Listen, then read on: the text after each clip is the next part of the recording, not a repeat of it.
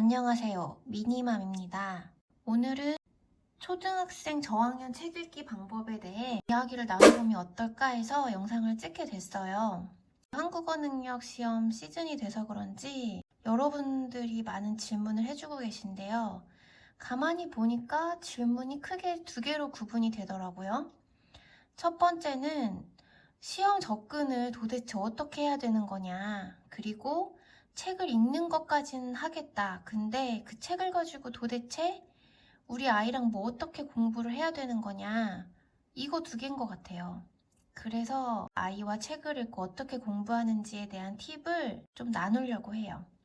우선 팁을 알려드리기 전에 저는 일단 공부는 무조건 즐거워야 한다고 생각을 하거든요. 싫어하는 거는 그게 무엇이든지 아이든지 어른이든지 효과도 없고 의미도 없다고 생각을 해요.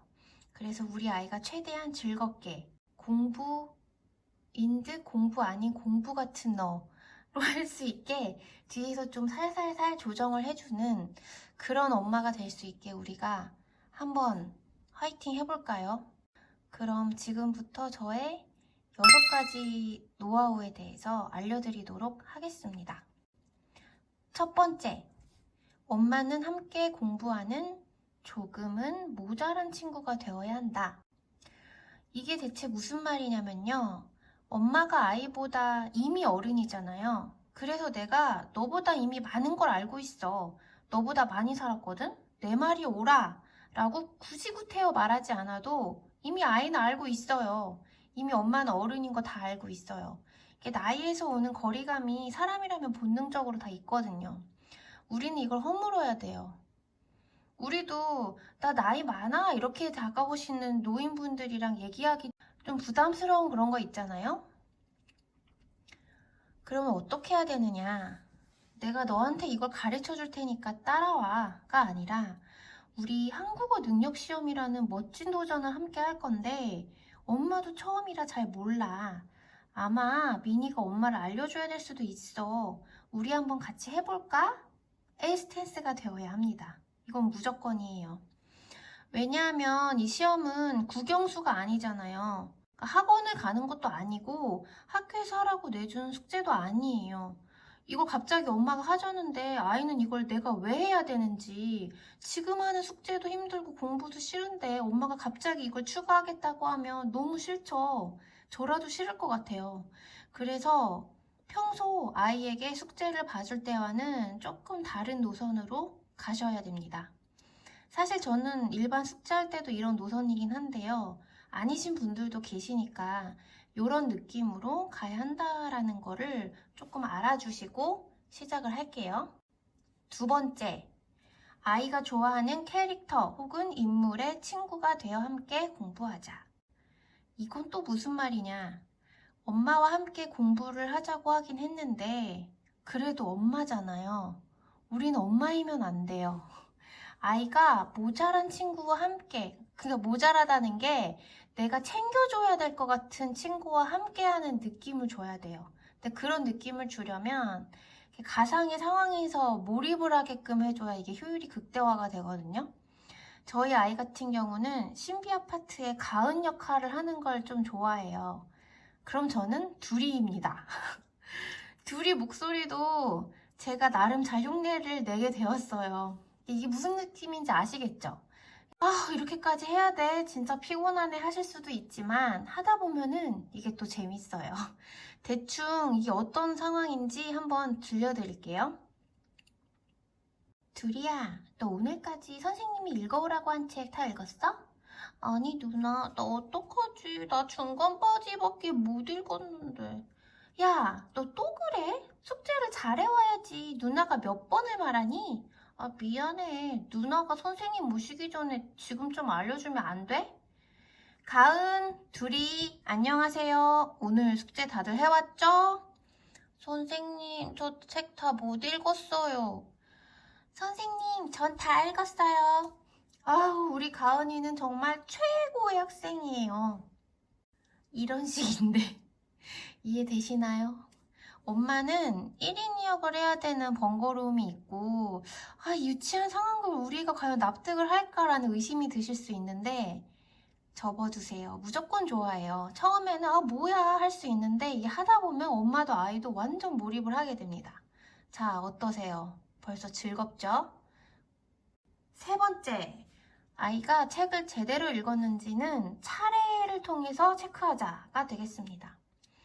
이게 흔히 엄마들이 우리 애가 책을 읽긴 읽었는데 제대로 읽은 건지 모르겠다 하시는 분들이 많잖아요. 그리고 아이한테 너 책 제대로 읽었어? 엄마한테 무슨 내용인지 말해봐. 이런 식으로 말하면 말하고 싶을까요? 전 어릴 때 엄마 그렇게 말하면 너무 싫었는데 내가 싫었던 건 아이한테 하지 말자. 이게 저의 또 다른 모토인데 이게 지키기 어려운 순간이 참 많지만 내가 과연 우리 아이한테 잘하고 있나? 이 길이 맞나라는 반문이 들 때쯤 항상 이 모토대로 하면 어느 정도 그 상황들이 다 좋게 정리가 되는 걸 저는 정말 매번 느끼고 있어요. 그래서 결국에는 역시 내가 싫었던 건 우리 애도 싫다. 육아의 길은 이미 어릴 적 내가 알고 있다. 어릴 적 나에게 답이 다 있습니다, 여러분. 자, 다시 본론으로 돌아와서 아이가 책을 읽었는지 제대로 확인을 하고 싶으면요. 차례를 펴세요. 차례를 펴면 다시 한번 상황극을 보시죠. 감옥에 갇힌 대신들에 대해 말해볼 사람? 저요. 저 앞부분 읽었다니까요. 그럼 둘이가 한번 말해볼까? 이때 포인트가 뭐냐면요. 둘이가 조금 다르게 좀 내용과 틀리게 얘기를 하는 거예요. 이게 포인트예요. 그러면은 결국에 가은 역할에 몰입하고 있던 미니가 아주 난리가 나요. 선생님, 제가 할게요. 난리가 납니다. 시키지도 않았는데 알아서 내용을 줄줄줄줄 얘기해요. 둘이야, 그건 아니야. 막 반박하면서 줄거리를 술술 얘기를 합니다. 이런 식으로 유도리 있게 그 상황에 따라서 여기 끝까지 가서 이 전체 내용을 아이가 잘 알고 있는지를 점검할 수 있습니다. 참 쉽죠? 네 번째. 책의 등장인물이 되어서 입장을 얘기해보기. 자, 아이가 책의 내용을 잘 알고 있다는 걸 확인했다는 전제하에 이제 내용은 알았으니까 이 등장인물의 감정이입을 할 수 있는지를 체크해볼 필요가 있어요. 왜냐하면 기출문제 유형을 보시면 아시겠지만 내가 만약 등장인물 땡땡이라면 이 상황에서 어떻게 말했을까? 혹은 이 지문 이전에 등장인물이 했을 법한 행동 혹은 했을 법한 말은 무엇일까와 같이 이게 단지 책의 내용을 1차원적으로 이해하고 있는 걸 넘어서 흔히도 우리가 문해력이라고 하잖아요. 그 앞뒤 문맥 파악을 잘 하고 애가 읽는지 이 등장인물의 상황과 감정을 고려해서 책을 읽는 독해력이 있는지 이런 것들을 이제 종합적으로 점검하는 문제들이 나오거든요. 그래서 이게 중요해요. 이 버럭임금과 비밀상자 이 책을 기준으로 한다면 내가 버럭임금 혹은 주변 인물인 대신들이나 아니면 서브 주인공인 예리의 입장이 돼서 그러니까 최소한 3명 정도의 각각 다른 그 사람의 입장이 돼서 이 책에 주요한 어떤 사건이 있을 거 아니에요? 그 사건으로 들어가서 내가 버럭임금이라면 이 상황에서 이렇게 했을 것 같다. 이렇게 말했을 것 같다. 같은 상황에서 대신이었다면 혹은 예리였다면 이렇게 입장을 바꿔가면서 내가 이 사람이었다면 어땠을지 어떤 생각을 하게 될지에 대해서 서로 이야기를 나눠보는 거예요. 그러니까 책을 다양한 각도에서 약간 씹고 맛보고 즐기고 하는 책 근육 같은 게 아주 자연스럽게 길러진답니다. 이때 아이가 하는 말에 최대한 공감을 해주면서 가은아, 너무 잘한다. 선생님이라면 근데 이렇게도 생각할 수 있을 것 같은데 하면서 만약에 애가 조금 키포인트에 빛나게 얘기했다면 이런 식으로 하면서 애가 거부감 없게 진짜 선생님 그럴 것 같아요 라고 받아들일 수 있게끔 이렇게 살살살살 계속 이렇게 방향을 잡아주는 거예요.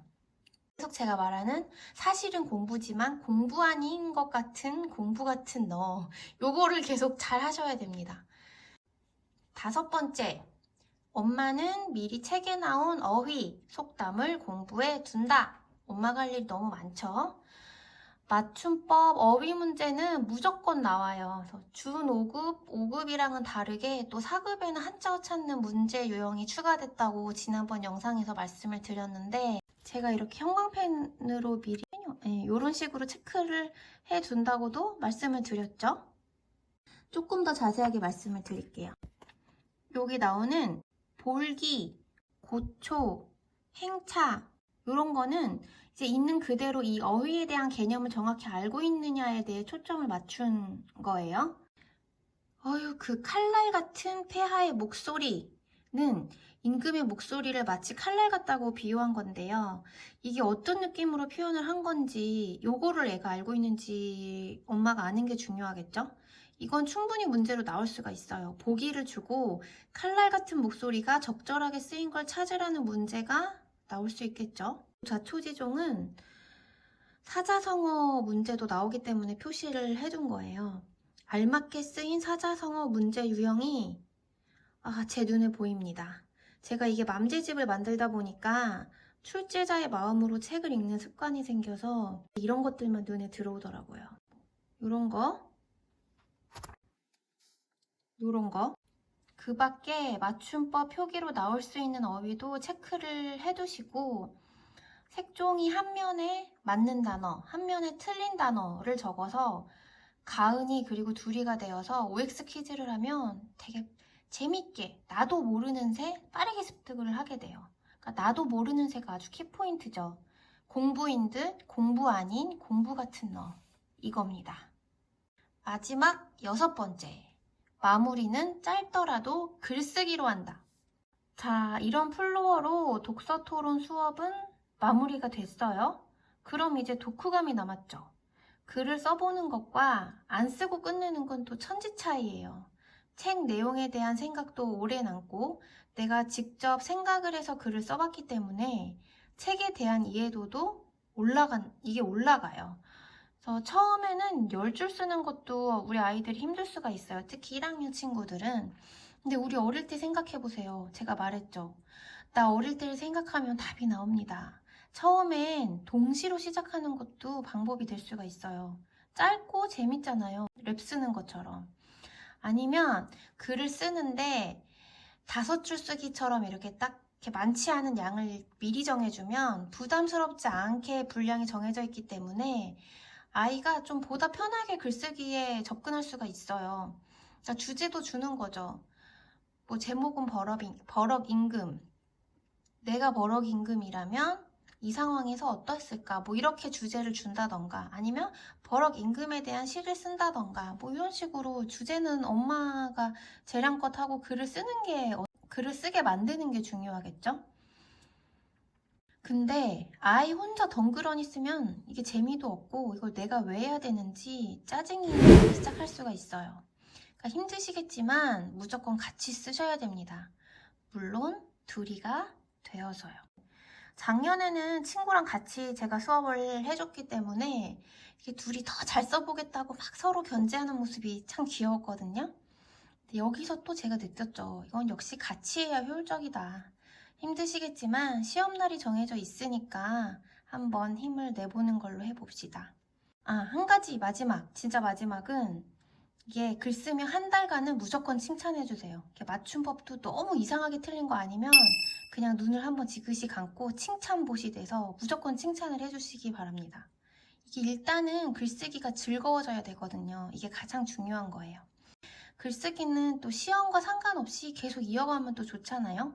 한 달에 뭐 한 번, 두 번이라도 이게 1년을 꾸준히 하면 어느새 이제 우리 아이가 이렇게 성장했구나 라는 걸 느낄 수 있을 때가 올 것 같아요. 저도 그래서 이번에 한번 도전을 해보려고 합니다. 그러니까 도전을 해보고 글쓰기 노하우에 대해서 또 알려드릴 것이 생기면 그때가 돼서 또 한번 영상을 만들어 보던지 말던지 해볼게요. 그러면 여러분 남은 기간 동안 화이팅 하시기 바랍니다. 이 영상을 보시는 모든 분들은 합격길을 걸으실 거예요. 아자!